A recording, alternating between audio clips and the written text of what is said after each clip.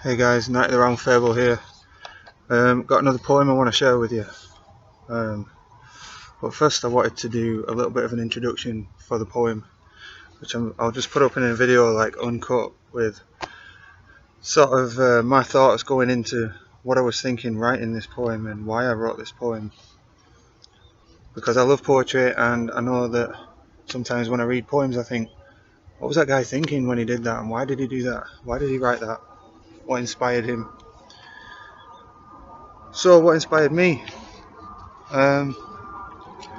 This whole awakening thing, like, amazing, absolutely amazing and inspiring. So here we are again.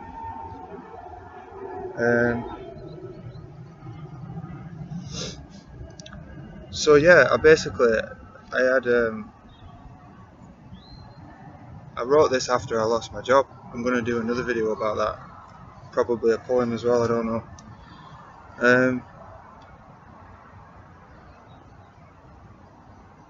I don't even know what I'm talking about anymore. Let's just get this thing done.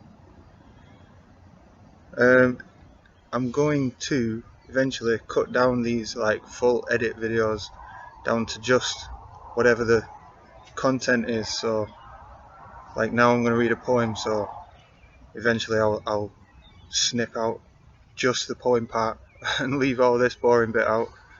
And but for now I just wanted to get this up there, so I don't have to think about it for a while, and I can come back to it when I'm ready. I can concentrate on other things. So for now I just want to read it to you. I don't know if you can see that, but the sun's setting over there. I wanted this to look really good, but anywho.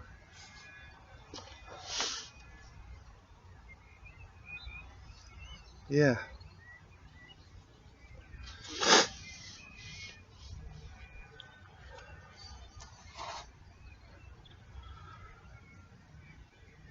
Well, okay, here goes. I'm not a real rapper, so we'll see how it goes. I'm going to help you see the truth that's right under your nose. It's just me spitting words with the hope that it flows. We all know that it rains and sometimes that it snows. But when the sun disappears, do we know where it goes? Why does the sea horizon rise up from my toes? I'll tell you why I had these questions and just when they arose. It wasn't long ago I was just like you, trying to find some kind of purpose or just something to do. My journey is a tough one, but I'ma see it through, not just for my sake, but for all of you too. See, I never had a purpose, just a wandering soul, no real aspirations, no lifetime goal, no long-term career, no big bankroll, just lots of ups and downs and living life on the dole. So there I was again in one of life's little downs, with a poxy part-time job in one of my childhood towns, working with real zombies and bureaucratic clowns. All they wore were black clothes and sorrowful frowns. I tried to cheer them all up and met some pretty cool peeps. By that I mean they weren't just like your average sheep. Some actual real friends that I might just keep. Real open-minded people who aren't fully asleep. But the only thing about my job that I actually enjoyed was cheering people up when they were feeling annoyed. Besides all of that, I was now employed and didn't for 1 second question the oblate spheroid. Like many things in life, the novelty soon wore off, breaking my back every day so fat cats could just trough, show a difference of opinion and the majority scoff, and stand up for your rights, and simply get laid off. But that's another story for perhaps another time, and now I'll keep my focus and get back to this rhyme. My work was getting me down, so I committed a crime. I had a sick day, so I could have some fun time. Now fun time for me is just sitting back to relax, and since I didn't have the money to go to the IMAX, I thought I'd sit back and listen to soundtracks and maybe have some flapjacks and assorted snacks.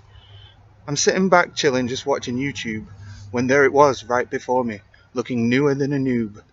It wasn't really appealing like the Blue Danube, and wouldn't take much to solve. It's not a Rubik's Cube. It was pathetic, I said. They're having a laugh, clearly. It was the last and possibly dumbest conspiracy theory.